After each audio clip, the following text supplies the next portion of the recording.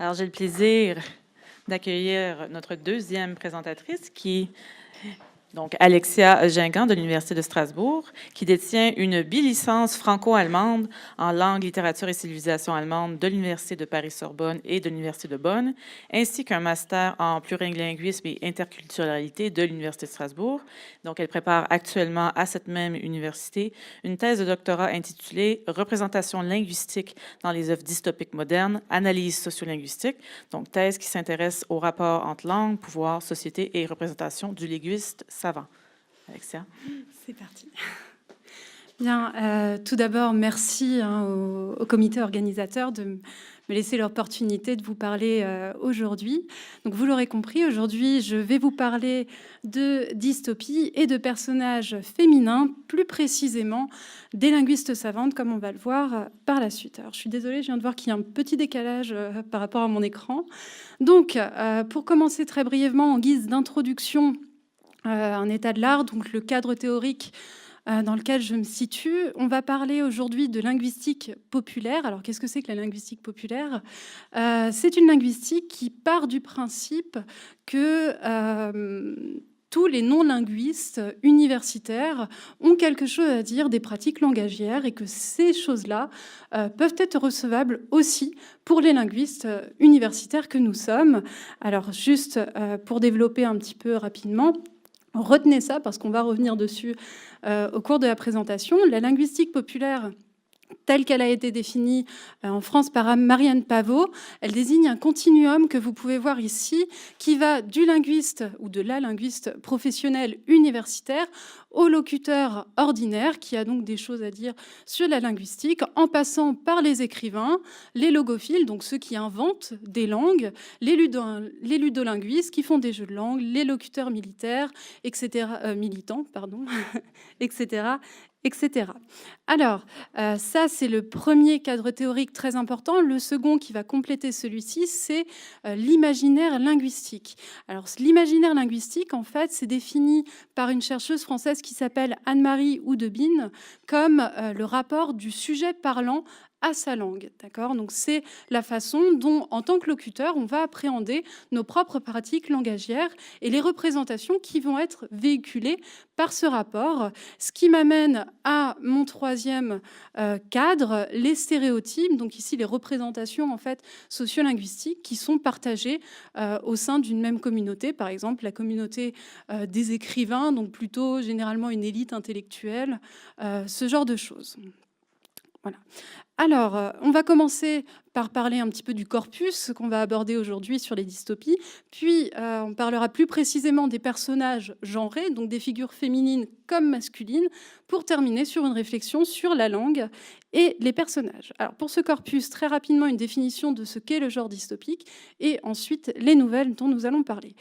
Alors là, je vous ai mis une définition en premier lieu qui est assez neutre, qui vient du dictionnaire des termes littéraires d'Oxford, donc écrit par Baldic, et donc qui définit le genre dystopique comme a modern term applied to any alarmingly unpleasant imaginary world, usually of the projective future.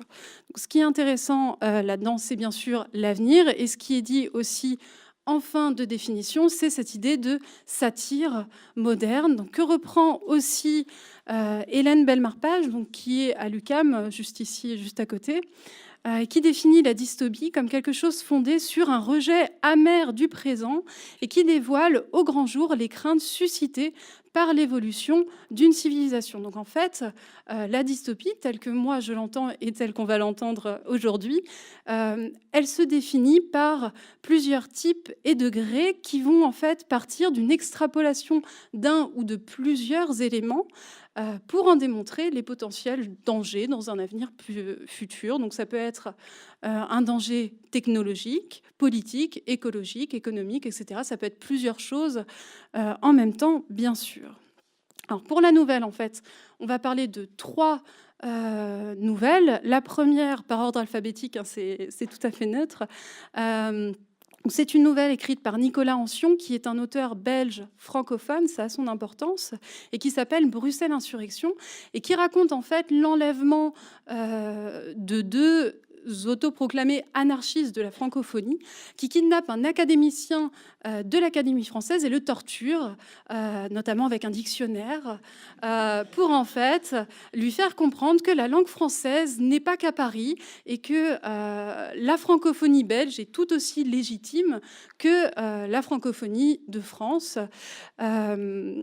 Donc voilà, ici on va parler d'insécurité linguistique, comme on en a parlé tout à l'heure, de variation diatopique, etc. Donc une variation langagière sur différentes zones géographiques et évidemment de ressentiment linguistique, c'est assez clair. Ce qui est intéressant aussi de noter sur cette nouvelle, c'est qu'elle a reçu le prix Franz de Wever, donc de l'Académie royale des langues et littératures belges. Donc on pourrait s'étonner quand même qu'une nouvelle qui exprime un tel ressentiment à l'encontre d'institutions normatives la félicite ainsi avec un prix aussi prestigieux. Alors, la seconde nouvelle est écrite par un auteur américain, cette fois-ci, donc anglophone. Donc, en français, c'est l'histoire de ta vie, Story of Your Life en anglais, qui a également reçu un certain nombre de prix, dont le plus prestigieux, le prix Nebula pour la nouvelle, et qui a bénéficié, et là peut-être que ça vous parle un petit peu plus, d'une adaptation cinématographique par le réalisateur Denis Villeneuve en 2016, sous le titre Arrival, en version originale. Voilà. Donc c'est l'histoire, pour ceux qui ne le savent pas, d'extraterrestres qui arrivent sur Terre. Et donc les militaires ont besoin de savoir si ces extraterrestres représentent une menace ou pas. Et donc ils vont demander à des linguistes, dont la narratrice, d'essayer de communiquer avec ces extraterrestres, de découvrir leur langue, etc., etc. Et donc là, la dystopie, elle se situe davantage dans l'ambiance de l'œuvre, donc dans la menace perpétuelle qui est potentielle chez les extraterrestres, mais aussi chez les humains qui vont peut-être lancer une guerre contre les extraterrestres, on ne le sait pas. Et sur notamment les contacts de culture et donc les contacts linguistiques, évidemment, qui se créent. C'est également, d'un point de vue linguistique, on en parlera un petit peu moins, l'application de l'hypothèse Sapir et Whorf. Alors, l'hypothèse Sapir et Whorf, en fait, c'est une hypothèse selon laquelle la langue influencerait votre façon de vivre, d'appréhender le monde qui vous environne. Donc, je ne vais pas vous gâcher la fin de la nouvelle, donc je laisse ça de côté, mais sachez que c'est par là aussi que ça se passe. Alors, pour la dernière nouvelle, donc c'est Les Haut-Parleurs d'Alain Damasio, qui est un auteur français francophone, publié en 2001, et donc qui raconte en fait la privatisation du lexique international par des entreprises de lexicologie, c'est-à-dire que ces entreprises vont acheter tous les termes du lexique. Et par exemple, si le mot micro a été acheté par telle entreprise, eh bien, je vais devoir payer à cette entreprise des droits pour pouvoir m'en servir en milieu dans la sphère publique. Alors pourquoi c'est intéressant? Parce que, eh bien, évidemment, on a une restriction de la liberté d'expression ici qui apparaît, et donc de nouvelles formes d'expression aussi qui voient le jour, notamment, et c'est ce qui intéresse Alain Damasio, le mouvement des haut-parleurs, qui est en fait un mouvement de rebelles qui décide de promouvoir différentes formes d'expression en utilisant le lexique qui est encore libre de droit, des néologismes, etc., etc. Alors ça, c'était pour le corpus. Maintenant, plus précisément, qu'est-ce qu'on va en faire de ce corpus? Eh bien, tout d'abord, les figures féminines. On va voir, et ça va être la même chose pour les figures féminines et masculines, hein, vous le voyez. D'abord, des résultats plutôt quantitatifs, le nombre de personnages présents et évoqués dans les nouvelles, puis des résultats plus qualitatifs sur le rôle de ces personnages, voir un petit peu leur importance par rapport à la fiction. Alors, pour les figures féminines, donc, je vais passer directement au total hein, pour gagner un petit peu en termes de temps. Vous le voyez, il y en a assez peu hein, de manière générale. Nous n'avons que 4 personnages féminins présents dans tout le corpus, 9 qui sont évoqués, et un seul personnage de linguiste savante. Donc c'est la narratrice dans l'histoire de ta vie dont je vous parlais tout à l'heure. Alors par rapport au rôle de ces personnages dans Bruxelles Insurrection, et alors là, ça va être les mêmes répartitions partout, hein, on va parler du rôle familial, socio-professionnel, des compétences linguistiques et du potentiel impact sur un personnage. Donc, rôle familial dans Bruxelles Insurrection, il y en a un. Alors, si on revient sur Bruxelles Insurrection, vous n'avez que 2 personnages féminins présents ou évoqués. Il y en a un, en fait, c'est la défunte épouse de l'académicien qui est évoquée au début de la nouvelle. Et l'autre personnage, en fait, qui est d'abord défini dans son rôle socio-professionnel, c'est une caissière. Et cette caissière, donc les deux marginaux, l'évoque en disant est-ce que tu vas la corriger, toi la caissière, si elle te dit t'es grand assez pour emballer ta bouteille de pinard, parce qu'elle aurait inversé t'es assez grand, t'es grand assez. Donc là, elle est caractérisée par son statut de caissière et par son incompétence, on pourrait dire, linguistique, son non-respect par rapport à une norme. Pour l'histoire de ta vie, alors là, c'est un petit peu différent. On a beaucoup plus de personnages qui sont définis par leurs rôles familiaux, à commencer par la narratrice, puisque, évidemment, c'est une linguiste, mais c'est surtout une mère dans cette histoire. Pourquoi ? Parce que la nouvelle est écrite à la première personne pour sa fille. Donc, le deuxième personnage, vous en doutez, c'est sa fille. Et ensuite, on a la figure de la mère de la narratrice qui est aussi présente. Donc, beaucoup de personnages familiaux dans cette nouvelle qui, a priori, pourtant, ne l'est pas tellement. Un impact sur un personnage, et bien justement, c'est la fille qui va impacter, qui est en fait à l'origine de ce récit, sans trop vous en dévoiler, bien sûr. Le rôle socio-professionnel, une fois de plus, nous avons la linguiste, et aussi une comique qui évoquait un moment pour faire une blague. Et sa blague, c'est de dire j'ai peur d'avoir des enfants parce que s'ils sont plus grands et qu'ils me reprochent tout ce qui leur est arrivé dans leur vie, qu'est-ce que je fais ? Et une amie lui répond comment ça et si ? Donc en fait, cette comique, elle est caractérisée par sa crainte de la maternité. Encore une fois, on voit les stéréotypes là qui sont à l'œuvre, comment on définit les personnages féminins, et enfin, compétences linguistiques, évidemment, c'est toujours la narratrice. Et pour les haut-parleurs, donc là, on avait encore une fois très peu de personnages, et alors j'avoue que j'ai un petit peu triché même, puisque donc un rôle, un impact sur un personnage, c'est le seul véritable figure féminine qu'on pourra avoir, c'est l'ancien amour du personnage principal qui est donc en lutte pour la libération de la langue, et donc cette figure est décédé et le personnage a vu sa réincarnation dans les chats. Donc, il mène une lutte pour la promotion du morphème chat. D'accord ?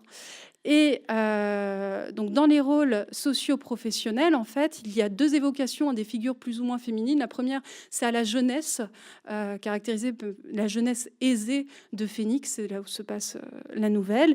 Et la deuxième, c'est l'évocation d'étudiantes. Alors la phrase, en fait, ce sont des étudiants qui se prostituent avec des étudiantes pour s'acheter un loft. Voilà, c'est la seule chose qu'on sait sur ces étudiantes.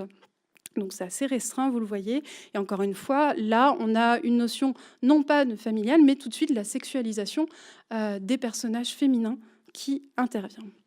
Donc là, en vue d'ensemble, hein, juste que ce soit assez clair, dans tout le corpus, vous voyez que les personnages sont essentiellement féminins, bien sûr, sont essentiellement définis par leur rôle familial ou leur rôle socio-professionnel de manière assez équitable. Pour ce qui est des hommes, alors là, grand changement, les figures masculines, il y a 31 personnages masculins présents, 57 évoqués et 3 linguistes. Alors pourquoi est-ce qu'il y a autant de personnages masculins évoqués ? Tout simplement parce que chacune des nouvelles se réfère à des grandes figures, que ce soit des figures politiques, des figures scientifiques, etc., etc. Et donc, en l'occurrence, ce ne sont que des hommes, d'accord ? Donc, on parle par exemple de Charlemagne dans Bruxelles Insurrection, on parle de Berlusconi dans Les Haut-Parleurs, on parle beaucoup de Jean de Fermat dans l'Histoire de ta vie, donc qui est un mathématicien, etc., etc. Donc, des grandes figures comme ça, de différents horizons qui interviennent en tant que personnages évoqués. Alors, même analyse, la seule différence pour les figures masculines, c'est que j'ai complètement enlevé l'impact sur les personnages, tout simplement parce qu'il n'y en a jamais. Donc, on va gagner un petit peu de temps.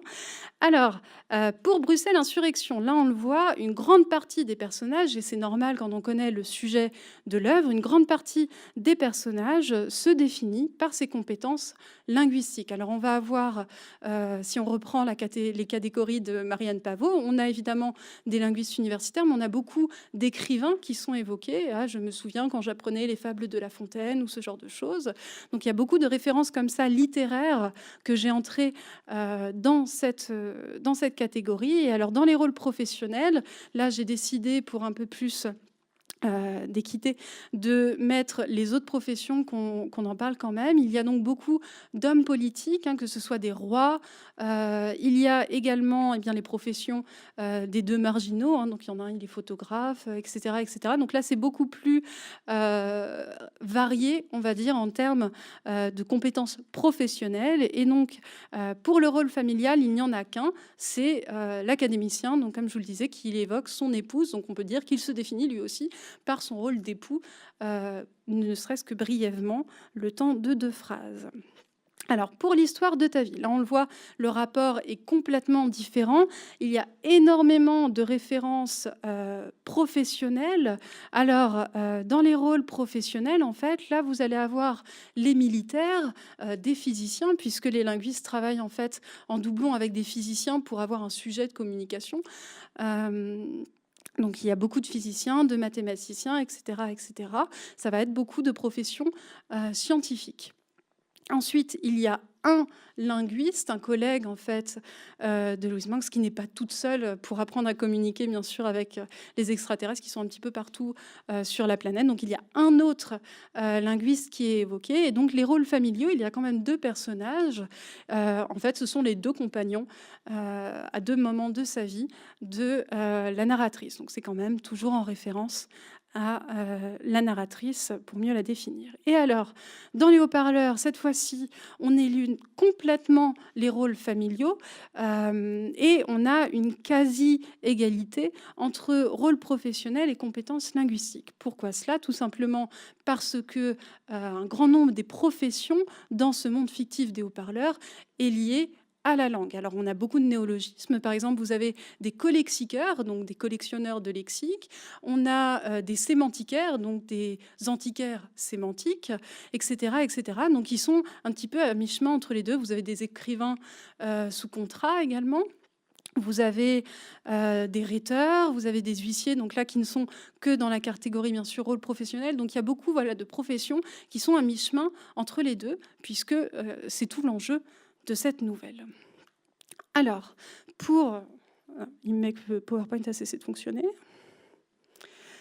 Ok, alors pour la vue d'ensemble, je vais mettre comme ça, ce sera plus simple. Non. Voilà. Est-ce que ça revient? Hop.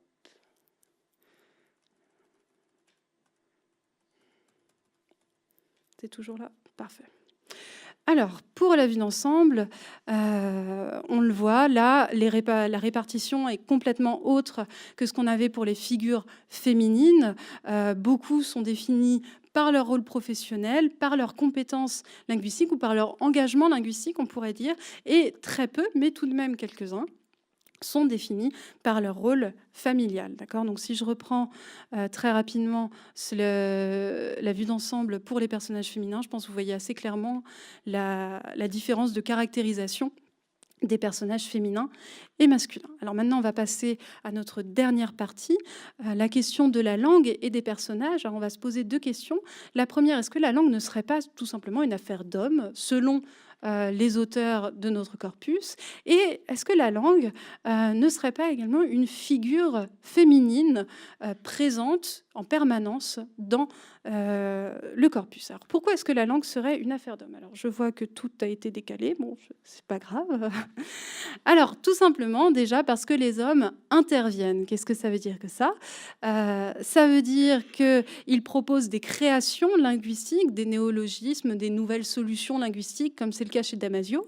Ils sont à l'origine d'un besoin linguistique, notamment la figure du militaire qui va chercher les linguistes pour communiquer avec les extraterrestres dans l'histoire de ta vie. Et ils posent aussi des questions de droit linguistique chez Nicolas Ancion. Il faut savoir qu'à la fin de la nouvelle de Bruxelles Insurrection, en fait, les 2 personnages rédigent en fait un manifeste dans lequel donc ils exigent un certain nombre de nouvelles mesures, par exemple d'arrêter de corriger les fautes comme ils disent de français, et en gros on peut faire ce qu'on veut, c'est pas parce que il y a une académie qu'on doit l'écouter, ce genre de choses. Donc ils proposent de nouvelles lois presque linguistiques. Deuxième chose, la langue ici apparaît comme une question essentielle, voire vitale, on va très vite le voir, qui en appelle aux valeurs morales de ces personnages. Donc, par exemple, chez Damasio, c'est par principe ou par amour, comme je vous l'ai dit, qu'on va protéger et défendre des pratiques langagières. Ça va être aussi des questions d'identité chez Nicolas Ancion. Donc, on va s'opposer à certaines pratiques et en promouvoir de nouvelles, ou de manière beaucoup plus pragmatique avec l'histoire de ta vie. Donc, on a besoin de connaître une autre langue pour communiquer. Et enfin, les hommes s'engagent physiquement dans ses convictions, dans chacune des nouvelles, puisqu'on a des scènes de torture, ça on l'a déjà dit. Alors, c'est traité de manière très dédramatisante, on va dire, dans la nouvelle. Vous pouvez la lire, n'ayez pas peur. Il y a également une scène, par exemple, de mise à nu. On va mettre à nu l'académicien et le pendre à un pied, à un pont de Bruxelles, pour être bien sûr qu'on le trouve et qu'on soit apostrophé, on va dire, par sa situation. Il y a aussi des scènes d'évasion. Alors ça, c'est chez Damasio. Donc, on va éviter les huissiers, etc., parce qu'on est trop endetté, parce qu'on a trop utilisé des mots qui étaient sous droit.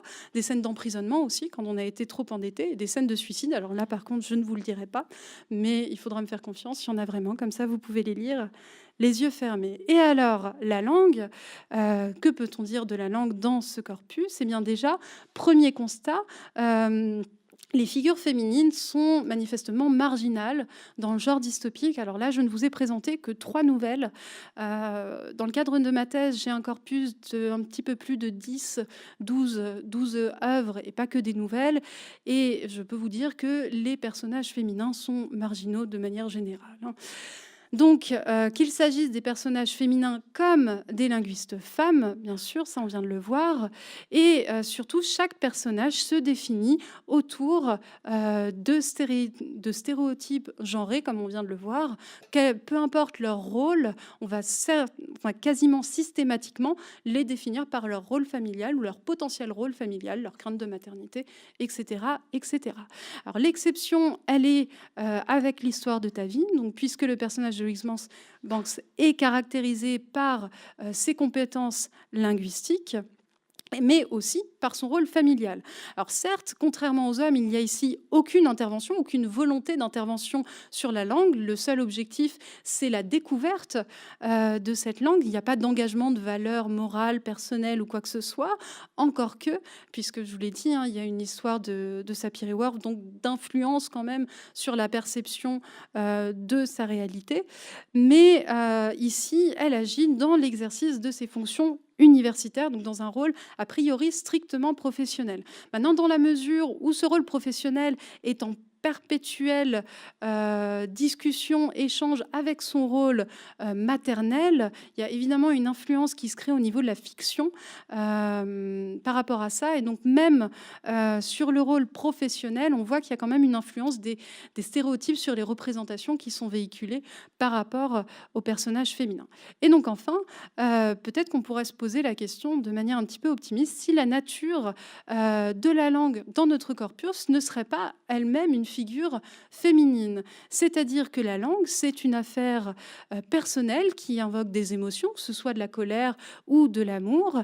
Et d'ailleurs, on pourrait regarder la co-occurrence du terme langue, qui est souvent associé à des figures féminines, et ça, encore une fois, c'est dans tout le corpus.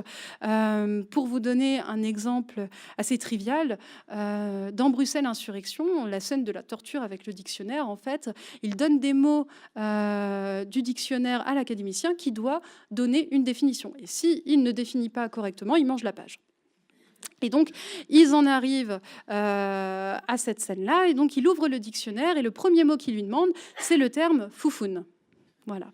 Donc, ça en dit assez long sur leur perception de la langue, mais on peut aussi lier ça un petit peu à une vision féminisée, on va dire, du rôle de la langue dans la société, quelque chose qu'on doit aimer, chérir, protéger, un petit peu comme une figure féminine fragile dont les hommes devraient s'emparer.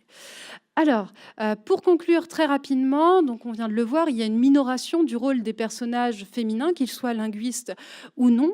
La linguistique, donc, elle engage chez les personnages masculins des questions de valeur morale avec des implications physiques très concrètes.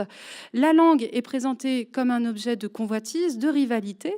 Et donc, je viens de le dire, elle est considérée comme un amour auquel il faut se consacrer en tant qu'homme, et manifestement pas en tant que femme.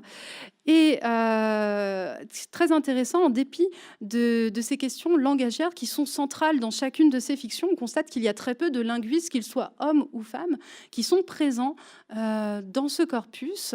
Donc il y a les anarchistes de Nicolas Ancion, des militaires chez Ted Chiang, des artistes, des poètes, des écrivains chez Damasio, mais pas de savants, comme si donc la langue était un bien commun et que tout le monde pouvait s'en emparer, et que manifestement tout le monde déjà s'en emparer. Et dernière très courte remarque qui mène à des réflexions certainement à venir, le corpus que je viens de vous présenter a certes été rédigé uniquement par des auteurs hommes, donc on pourrait se poser la question des représentations véhiculées chez des auteurs femmes. Le fait est qu'il y a beaucoup moins de nouvelles dystopiques écrites par des femmes, mais déjà quand on regarde un petit peu les œuvres d'auteurs féminines dans la dystopie, on constate qu'il y a un changement dans les rôles des femmes, mais bon, c'était pas tellement le sujet pour aujourd'hui. Alors voilà, rapidement, une petite bibliographie non exhaustive, bien sûr, et je vous remercie pour votre attention.